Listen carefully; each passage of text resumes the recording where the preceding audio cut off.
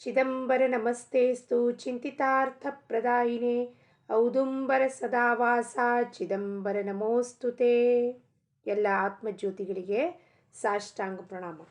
ನಾಮಪರ ಅಭಂಗವನ್ನು ನೋಡೋಣ. ನಾಮಪರ ಅಭಂಗದಲ್ಲಿ ಆ ನಾಮದ ಮಹತಿ ಏನಿದೆಯಪ್ಪ, ಒಂದು ನಾಮದ ಹೊರತಾಗಿ ಇನ್ನೇನೂ ಸತ್ಯ ಇಲ್ಲ.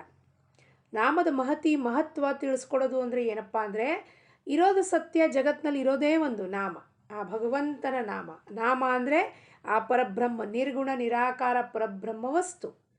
ಅದ್ರ ಹೊರತಾಗಿ ಇನ್ನೇನು ಜಗತ್ತಿನಲ್ಲಿ ಸತ್ಯ ಇಲ್ಲ. ಅಂದರೆ ಏನಪ್ಪ, ಜಗತ್ತಿನಲ್ಲಿ ಏನೇನು ದೃಶ್ಯಾಕಾರ ಪದಾರ್ಥ, ವಸ್ತು, ವಿಷಯ, ವ್ಯಕ್ತಿ ನಮಗೆ ಕಾಣಿಸುತ್ತೋ ಅದು ಬರುತ್ತೆ, ಹೋಗುತ್ತದೆ.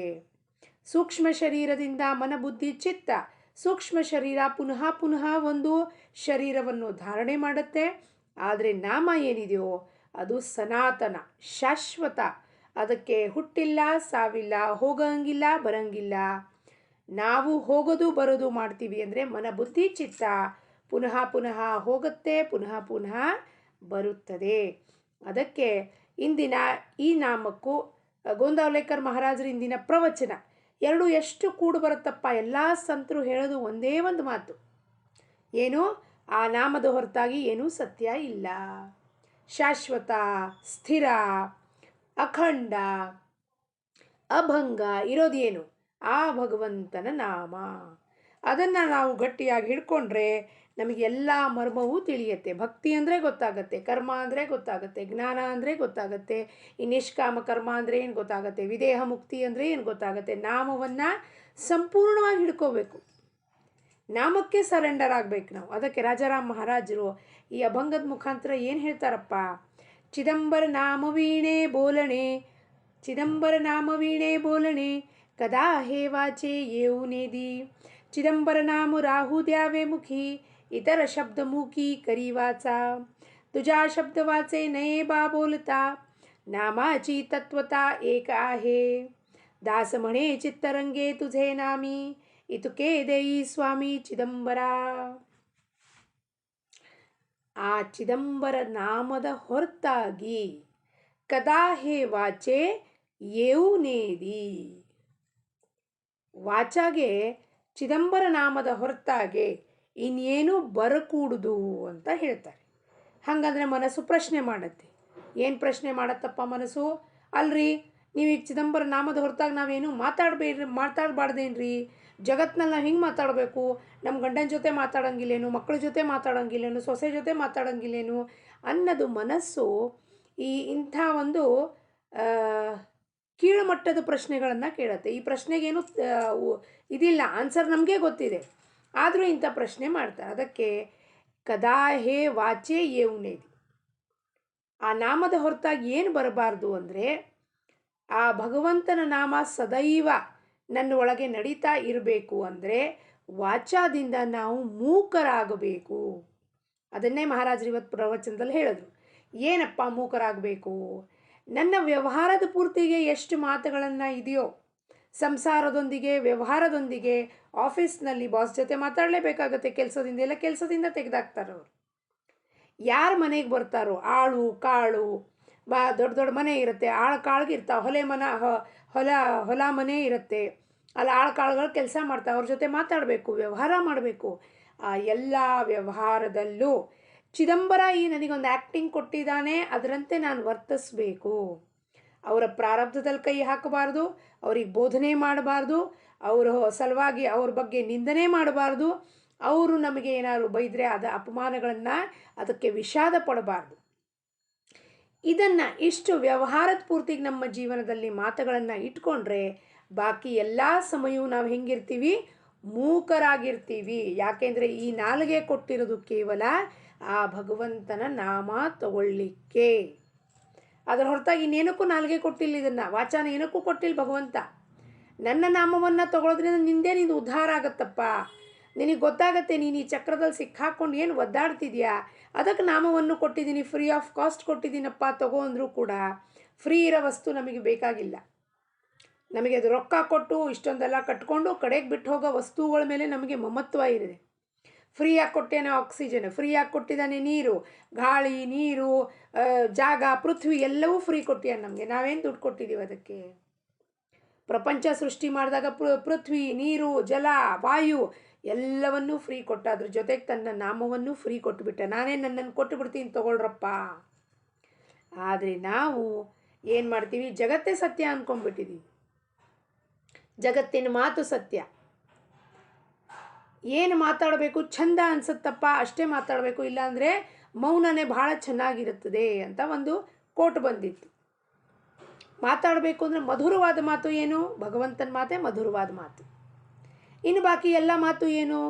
ಕ್ಲೇಶ ಉಂಟು ಮಾಡೋದು, ಅಸೂಯೆ ಉಂಟು ಮಾಡೋದು, ಲೋಭ ಉಂಟು ಮಾಡೋದು, ಜಗಳ ಉಂಟು ಮಾಡೋದು. ಅಂಥ ಮಾತು ಯಾಕೆ ಆಡಬೇಕಪ್ಪ? ಚಿದಂಬರ ನಾಮ ರಾಹುದ್ಯಾವೇ ಮುಖಿ, ಇತರ ಶಬ್ದ ಮುಖಿ ಕರಿ ವಾಚ. ಚಿದಂಬರ ನಾಮ ನನ್ನ ಮುಖದಲ್ಲಿ ಚಿದಂಬರ ನಾಮ ಸದಾ ಇರಲಪ್ಪ. ಕೂತಾಗ, ನಿಂತಾಗ, ಹೋಗುವಾಗ, ಬರುವಾಗ, ಮಲಗಿದಾಗ ಫೋನ್ ಮಾಡಿದ್ರೆ ಯಾರಾದರೂ ಚಿದಂಬರ ಹೇಳ್ರಪ್ಪ, ತಂಗಿ ಫೋನ್ ಮಾಡಲಿ, ಅಕ್ಕ ಫೋನ್ ಮಾಡಲಿ, ಫ್ರೆಂಡ್ಸ್ ಫೋನ್ ಮಾಡಲಿ, ಚಿದಂಬರ, ಜೈ ಚಿದಂಬರ್ ಹೇಳಿಪ್ಪ, ಜೈ ಚಿದಂಬರ್, ಚಿದಂಬರ. ಏನು ಬಾಯಿ ತೆಗೆದ್ರೆ ಚಿದಂಬರ ಬರಬೇಕು. ಇತರ ಶಬ್ದ ಮೂಕೀಕರಿ ವಾಚ. ಇತರ ಶಬ್ದಗಳನ್ನು, ಒಬ್ಬರನ್ನ ನಿಂದನೆ ಮಾಡೋದು, ಒಬ್ಬರನ್ನ ಅಪಮಾನ ಮಾಡೋದು, ನಿಂದಾಸ್ಪದ ಮಾತಾಡೋದು, ಬೇಕಂತ ಮಾತಾಡೋದು, ಚುಚ್ಚಿ ಮಾತಾಡೋದು, ಇಂಥ ಮಾತುಗಳನ್ನು ಬೇರೆಯವ್ರ ಪ್ರಾರಬ್ಧದಲ್ಲಿ ಕೈ ಹಾಕಿ ಅವ್ರಿಗೆ ಅಡ್ವೈಸ್ ಮಾಡೋದು, ಸಿಟ್ಟು ಮಾಡೋದು, ಇಂಥ ಶಬ್ದಗಳನ್ನು ನನ್ನ ವಾಚಾಯಿಂದ ಹೆಂಗೆ ಮಾಡಪ್ಪ ಚಿದಂಬರ? ಮೂಕನಾಗಿ ಮಾಡಪ್ಪ ನನಗೆ.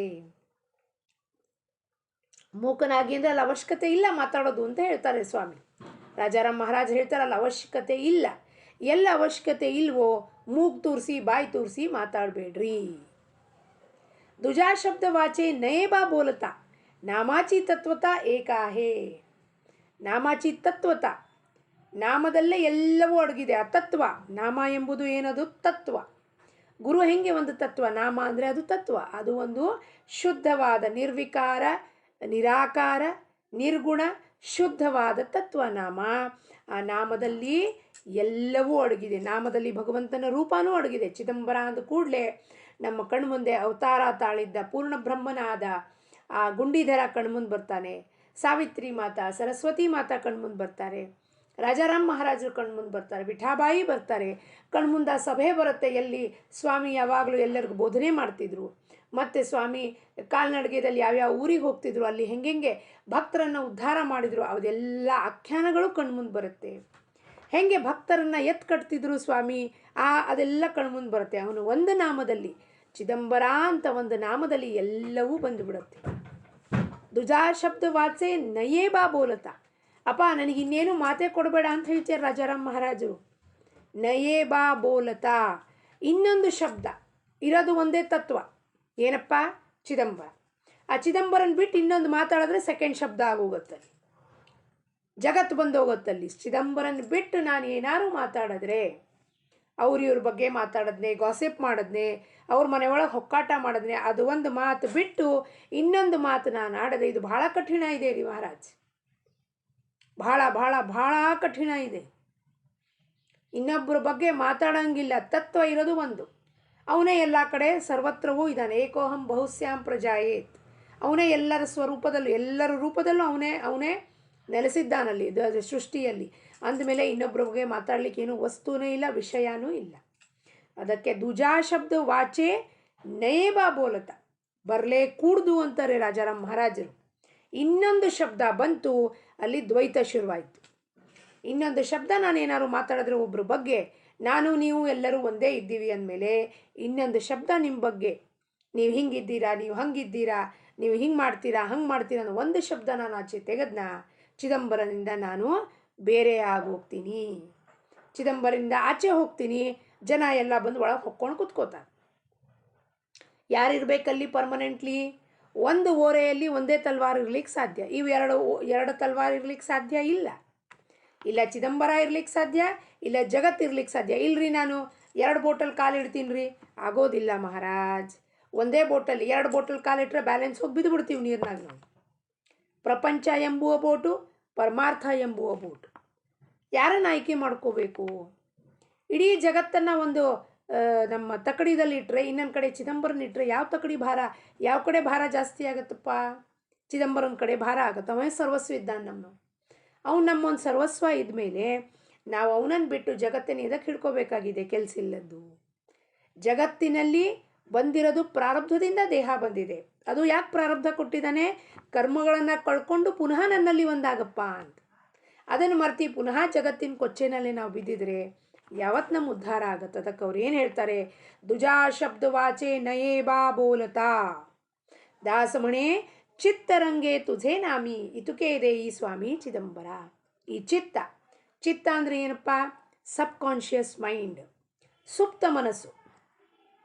ಸಂಪೂರ್ಣವಾಗಿ ಏನು? ಚಿತ್ತ ಅಂದರೆ ಒಂದಿರುತ್ತೆ, ಕಾನ್ಷಿಯಸ್ ಆಮೇಲೆ ಸಬ್ ಕಾನ್ಷಿಯಸ್ ಮೈಂಡ್ ಎರಡೂ ಕೂಡಿದಾಗ ಏನಂತಾರಪ್ಪ ಅದಕ್ಕೆ? ಚಿತ್ತ ಅಂತ.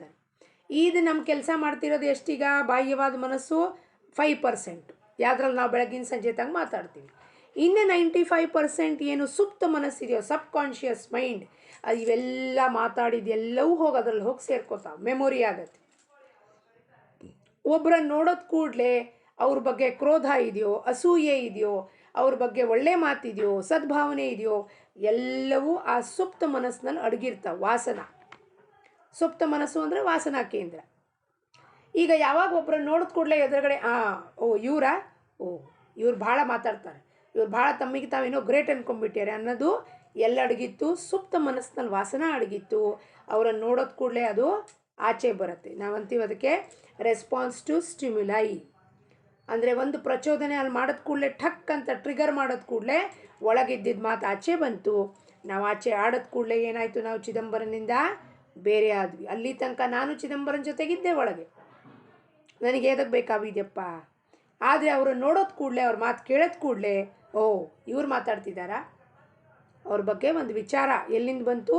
ಸುಪ್ತ ಮನಸ್ಸಿಂದ. ಅದಕ್ಕೆ ಆ ಎರಡೂ ಮನಸ್ಸು ಒಂದಾಗಿ ಆ ಮನಸ್ಸಲ್ಲಿ ಕೇವಲ ದಾಸಮಣೆ ಚಿತ್ತರಂಗೆ ತುझे ನಾಮಿ. ನಾಮಿ ಅಂದರೆ ಯಾರಪ್ಪ? ಚಿದಂಬರ. ಆ ಪರಬ್ರಹ್ಮ ವಸ್ತು ಅಂದರೆ ನಾಮಿ. ಅವನಲ್ಲಿ ನನ್ನ ಚಿತ್ತ ಸಂಪೂರ್ಣವಾಗಿ ಒಂದಾಗಬೇಕು. ಆ ಒಂದಾಗಿದ್ದ ಪರಿಸ್ಥಿತಿಯಲ್ಲಿ ಅಲ್ಲಿ ಏನಾಗತ್ತಪ್ಪ? ಅಲ್ಲಿ ಉಳಿಯೋದು ಯಾರು? ಆ ಚಿದಂಬರ ಒಬ್ಬನೇ. ಈ ನಾನು ಅನ್ನೋದು ಕರ್ಗೆ ಹೋಗ್ಬಿಟ್ಟಿರುತ್ತೆ. ಅವಾಗ ಯಾರೂ ಇರೋದಿಲ್ಲ ಅಲ್ಲಿ. ವ್ಯವಹಾರದ ಪೂರ್ತಿಗೆ ಈ ವಾಣಿ ಮಾತಾಡತ್ತೆ ವಿನಃ ಅದರ ಹೊರತಾಗಿ ಇನ್ನೊಂದು ಶಬ್ದ ಅದರಲ್ಲಿ ಅದಕ್ಕೆ ಯಾವ ಇಂಟ್ರೆಸ್ಟೂ ಇರೋದಿಲ್ಲ. ನೀವು ಅದಕ್ಕೆ ಡಿಸ್ಇಂಟ್ರೆಸ್ಟ್ ಅನ್ನಿ, ಅಥವಾ ಉದಾಸೀನತಾ ಅನ್ನಿ, ಅಥವಾ ವೈರಾಗ್ಯ ಅನ್ನಿ, ಎಲ್ಲವೂ ಒಂದೇ ಮಾತು. ಇತುಕೆ ಇದೆ ಈ ಸ್ವಾಮಿ ಚಿದಂಬರ ಅಂತ ರಾಜಾರಾಮ್ ಮಹಾರಾಜರು ಅಭಂಗದ ಮುಖಾಂತರ ಬೇಡಿಕೆ ಮಾಡ್ಕೋತಿದ್ದಾರೆ. ನಾವೆಲ್ಲರೂ ಸೇರಿ ಬೇಡಿಕೆ ಮಾಡ್ಕೋಬೇಕು ಭಗವಂತನ ಹತ್ರ, ಇಂಥದ್ದೊಂದು ಕೊಡಪ್ಪ ನಮಗೆ ಅಂತ. ಸದ್ಗುರು ಚರಣಾರವಿಂದಾರ್ಪಣಮಸ್ತು. ಲೋಕಾಹ ಸಮಸ್ತ ಸುಖಿನೋ ಭವಂತು. ಜೈ ಚಿದಂಬರ.